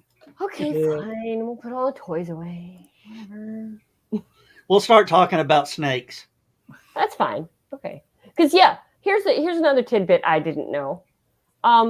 That friend of mine that lives down in Hohenwald, she said that they get timber rattlers. And she's like, I'm not worried about the big ones. The big ones know that I'm a human and they can't eat me and it's fine. They just don't want me near them. They will give a warning. I see them and I walk away. We part ways. We're good. She says, the babies, however, think they're 10 foot tall and bulletproof. Yeah. Yeah. She's like, I don't worry about the big ones. I worry about the babies. I'm like, now I don't want to come visit. See? No. That's one of the things they teach you in the military about rattlesnakes is that the big ones will do what's called a dry bite. They will snap at you and they will hit you with their fangs to try and scare you away. Right, because they know won't you're try too to inject poison because they know you're too big to eat. Yeah. And they save their poison for stuff that they can eat. Yeah. Rats and rabbits and so on and so forth. The babies will bite you and dump every bit of poison that they've got into you to protect them. They don't know better. Yeah. Yeah. Well, they haven't learned that. They haven't learned everything is too big for them to eat at that age. So they bite everything and try to kill it. But I also didn't know if you go high enough in elevation in the mountains, snakes don't go there. Yeah, they're cold blooded. They need hot temperatures to. I hadn't even thought of the temperatures. Like it just, you're in the outdoors. There could be snakes. No, not necessarily. Michaela, do you have slugs up your way? We freaking do, yeah. You have never experienced anything in your life till you stepped on a slug barefooted at night and it squishes between your toes. Oh, no. I have put salt on one though. That's gross though. Because they like to eat my stuff in my garden, so I'm like, no, you gotta die. I think we killed Brandon. I'm sorry, Brandon. Yeah. Speaking of vicious bastards that need to die. Yeah. Those are dumb. Those are some of the dumbest creatures I've ever come across in my life. That's some of the most vicious dinosaur-related creatures you will ever see in your life. They're good eating. I'm gonna cook one Monday. Yeah. I do Yes, have. but the wild ones are different. That's No what we're white meat. talking about. The wild ones. Let me tell you something about turkeys. Everybody, thinks turkeys are dumb. I was up at Fort Knox. I was riding a bicycle for PT. Rode past the shooting range, the recreational shooting range, the rod and gun club range. Okay. And this was the beginning, about this time, a little earlier than where we are now, let's say October, something like that, right at the beginning of hunting season.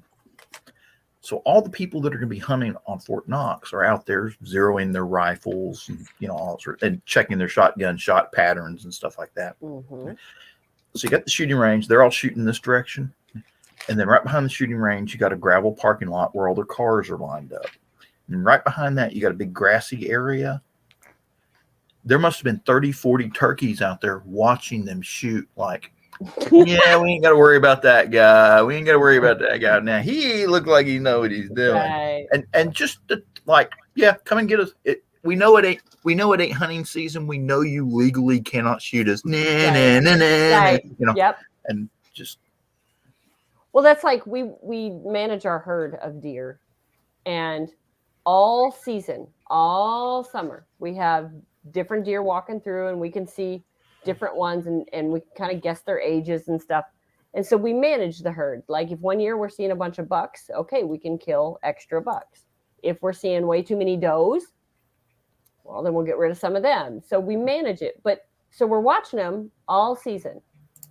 And I swear to you, opening day, those motherfuckers disappear, gone. They could be like clockwork. At 2:30 every afternoon, they come out on the field, but opening day comes and they're gone. They might come out at 4. They might not come out at all. They might come out at the other end of the field. What the hell? It's like they have know. Calendars. Yep, they have calendars. They know. Biological clocks. Yep. They probably know more. They probably know when hunting season starts better than you do. Oh, probably. That's why a bunch of my friends are like, "Oh, I got to be in the stand on opening day." I'm like, I'm not touching that stand until about 15 days later. Then I'll go out. They probably but opening day, that's stupid. Like I'm just wasting my time. It'd be Game different. wardens give them a heads up. Yeah, no shit. Like, but the turkeys, we don't normally get turkey permits just because I don't want to clean all those feathers. And our rule is if you kill it, you clean it. Yeah. So I'm not touching all those feathers. You kidding me? No. But they walk in front of our stands all the time or behind our stands. And they're just the dumbest damn things. Like everything will calm. Everything on the field is calm. And all of a sudden, one of them will pick up and just gone. Like, what the fuck was that? And some of them will follow suit. Just, we better leave. And the rest of them will look at them like, what just happened? I don't understand. Like, they're the dumbest things I've ever seen in my life. Because then, those one that freaked out and ran away, they'll come back. Like, nothing happened. Nothing to see here. We just come back. Like, what the hell is that? They startle, they don't scare. Yeah, apparently. You do know that Ben Franklin wanted to have the turkey as the national bird, don't you? Yeah, I'm so glad we didn't do that. Me too. So glad. Because I would hate to have to cook an eagle for Thanksgiving. Yeah. Probably taste the same. It'd be a little tougher. No, more like spotted owl, but Oh, speaking of that, on my way down to visit my friend in Hohenwald, I think I was like the Kentucky-Tennessee border. Right on the side of the interstate was standing an owl. And the look on his little face was like, holy shit, I don't know what just happened, but I can't fly. His little wing was propped up weird. And I was like, oh shit, that was probably owl versus car. But just the look on his little face was like, how the hell did I get here? No, just right down the street from me, the guy feeds the wild turkeys. Now, wait a minute. Does this involve birds or a bottle of whiskey? The birds. Okay, just checking. I have driven by, and he's got a loaf of bread and some bird seed, and he's holding his hand out like this. And damn birds just eating the food they don't right give a at shit. it. Yeah, they have no idea. My And I'm friend that sitting lives there- out in Montana, his mom feeds quails. like, you know how good eating that is? Holy crap. Well, Why is she feeding them? I mean, hell, this one of them sitting there. Hell, the damn thing, his head had to be at least 4 foot. Oh, yeah. Yeah, they're big. It's like, Lord have mercy. That's why I say if I wanted to deal with the feathers, I could get some for every Thanksgiving, every Christmas. I could supply the friends. I mean, these flocks are huge. So maybe we should manage those. You know how they say that birds are related to dinosaurs? Okay. Yeah, or the closest relation. Can you imagine a velociraptor that looked like a turkey? Or sounded like one, or acted like feathers one? And, Come on now. No. Just no. You know, there was a movie when I was a kid based on an H.G. Wells story. It was called I'm so terrible with names. It's the one Fantastic Island, I think was what it was called. It was the one where the Confederate soldiers or the Union soldiers broke out of the Confederate prison camp in a balloon and landed on this island. I hadn't heard that. And it turns out the island was inhabited by Captain Nemo and the Nautilus.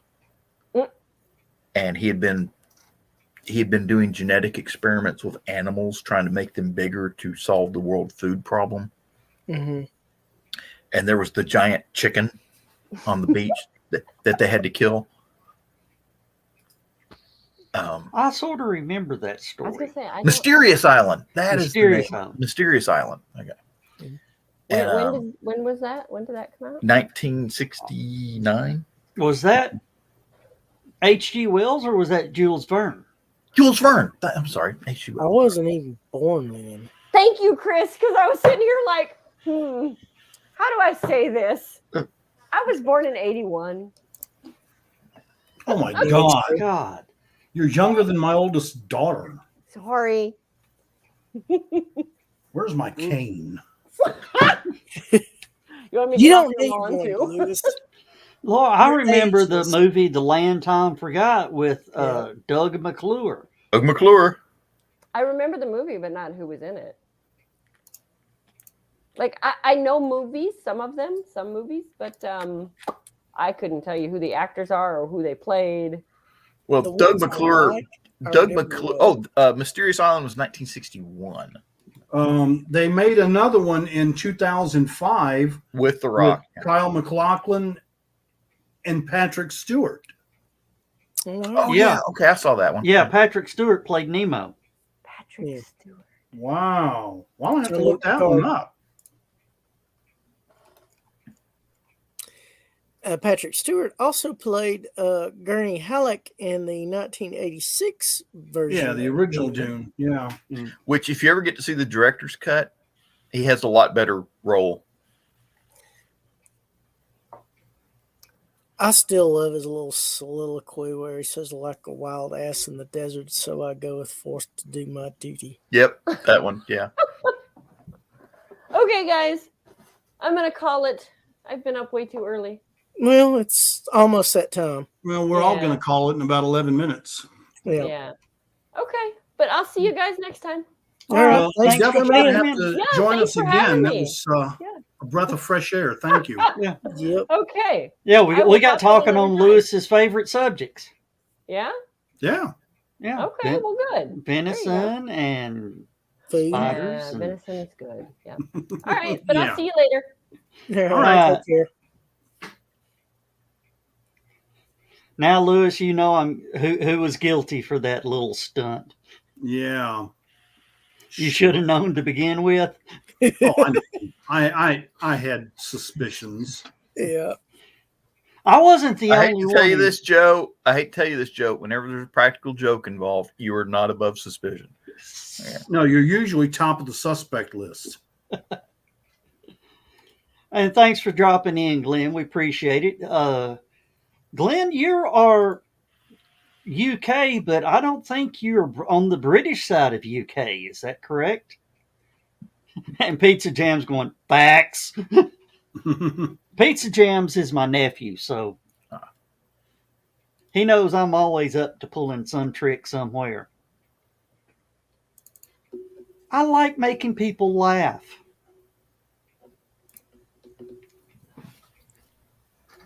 Yeah. You also like making other people who are pompous be the butt of their own jokes or jokes you have aimed towards Excuse them. me, tonight. Ah, Manchester. Okay. You a Manchester United fan? Yeah, it's about the only. And well, John just took off. Okay. Bye, John. Oh, I well, can't find the actual credit, but there was I think a Peter Cushing movie that came out around, I want to say 76, Journey to the Center of the Earth. Peter Cushing?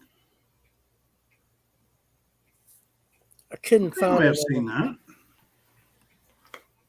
It was weird because, like I said, I was young when I saw it, and it had probably good special effects for the time, but naturally it gave me some nightmares at the time because, like I said, when I saw it, I was real little. oh, we were talking about somebody. Mark Swafford. You know who Mark is, don't you, Chris? Yes. Mark was posting up. He goes, "Don't you hate when you have a dream about work and you realize it's a part of work that you can't stand?" I said, and he goes, "No, I'm not a United fan." Okay. Chris, At the Earth's Core, Yeah. My Okay. dogs were barking. 1976. Yeah, I couldn't remember. I knew it was something along those lines. It And was he a also weird movie. did Mystery on Monster Island in 1981. Yep. Who's this? Peter Peter Cushing. Cushing. There was one that was sort of like a Journey to the Center of the Earth, and you said was Journey to the Earth's Core. No, Yeah, Journey to the Center of the Earth. That was the At the Earth's Core. Yeah, Oh. At the Earth's Core. At the Earth's It Core. was Dr. along Abner those Perry. lines. Was that the one with Pat Boone? I don't know. Oh, I do remember that. All right, let's see. It was 1976. Because there was Pat Boone naked in a tree. Doug Actually, one McClure. of my favorite roles of Peter Cushing that he didn't get much credit for. It was just a bit part. It was But Doug McClure. He was hilarious in Top Secret. One of his last roles. Yeah.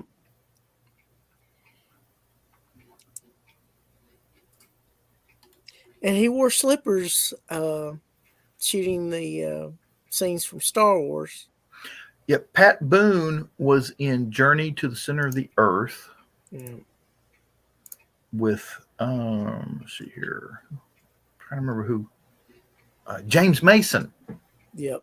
I don't know why I was confusing him with Peter Cushing. But speaking of James Mason, there was this comedian that did a very funny impersonation of him as Moe from the Three Stooges. I mean, it was perfect imitation of him. Alan Napier, who played Alfred the Butler on the original 1960s Batman series, was also in Journey to the Center of the Earth. He played a character named Dean.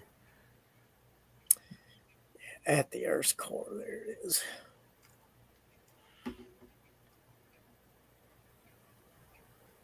Well, Carolyn Monroe was in that movie, At the Earth's Core. Good night, everybody, Ace Bonnie says. Well, Ace, you timed it just right because it is.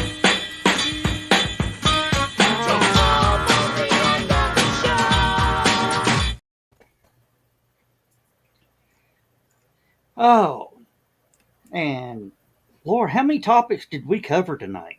Too many. Quite a few. Too many or not enough? Yeah. Carolyn Monroe Yeah, was she was in At the Earth's Core. Yeah. I just Carolyn Monroe? Carolyn Monroe. Yep. I don't. You might know her from the Sinbad movies.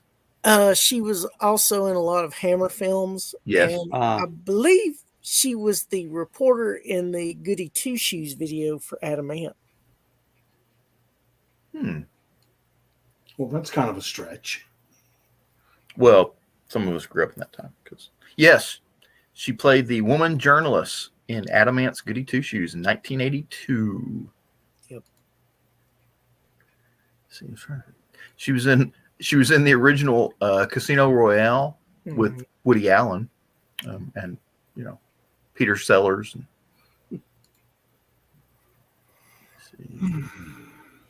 She was in one of the Dr. Phibes movies with Vincent Price. Oh, she was in a lot of Hammer films. She was one of their big actors. Dracula AD 1972. I believe that was a Hammer film. Was Vincent Price in any Hammer film? I don't think he was, or was he? Yes, he was in one, I believe. Yeah, and then they got bought out. Or no, he did not do Hammer. He did what was it? AIE. Yeah. There was a movie that had him, Christopher Lee, and Peter Cushing all in it. And somebody else. One more. Because there's a picture of them standing at the castle. Probably, what's his name? Count Dooku. Yeah. No, Christopher Lee, I already said him. Oh, okay. That's Christopher Lee. Yeah, Christopher Lee, Peter Cushing, him, and there was another one, I think, that was... He was an older actor, but was in a lot of their films, too. AIP was the name of the company that Vincent Price was in that when he did Dr. Phibes. Okay. He played the Von Trapp guy. Plummer. Plummer. Yeah. Yeah, Christopher Plummer. Yeah, Christopher Plummer. Yeah, had all four of them in one picture. Wow. Can you imagine that conversation? Well, it's like what Frankenstein meets the Wolfman. You had Boris Karloff and Lon Chaney. Lon Chaney, thank you. Well, the funny thing is, Christopher Lee actually knew J.R.R. Tolkien and would correct Peter Jackson from time to time on stuff. Of course, he was a British commando too. Speaking of Peter Jackson, the Beatles. 4 more days. I'm ready for that one. That one will be watched. Me too, man. Wheel of Time's pretty good too. Yeah, I saw a trailer for that on Facebook, actually. I have a ton of friends who have watched it or are big fans of it. I thought I posted it to one of the groups, but I wasn't sure. Well, guys, it's time. We got to say goodnight, everybody. Good night, everybody. Good night, everybody. Good night, everybody. Thanks for tuning in. I guess we'll see you Thursday night at 9 o'clock. Saturday night. We will not be here Thursday night. Thursday night is Thanksgiving. Oh, Thanksgiving. Okay. God, yes. Perhaps you've heard of it. It's that holiday between Halloween and Christmas. Yeah. Okay, I guess we will see y'all next Saturday night at 11 p.m. Good night, everybody. And that'll be my last one until I get back from vacay. Yeah. All right. Good night, everybody. Good night, everybody.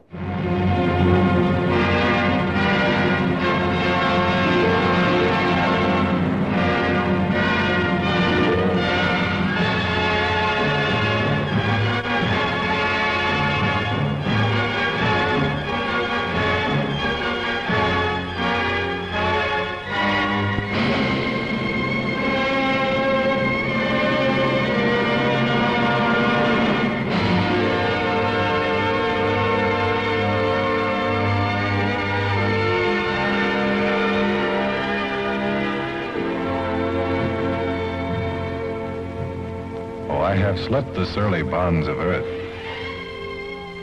and danced the skies on laughter-silvered wings. Sunward I've climbed and joined the tumbling mirth of sun-split clouds, and done 100 things you have not dreamed of. Wheeled and soared and swung high in the sunlit silence. Hovering there, I've chased the shouting wind along and flung my eager craft through footless halls of air. Up, up the long, delirious, burning blue, I've topped the windswept heights with easy grace, when never lark nor even eagle flew.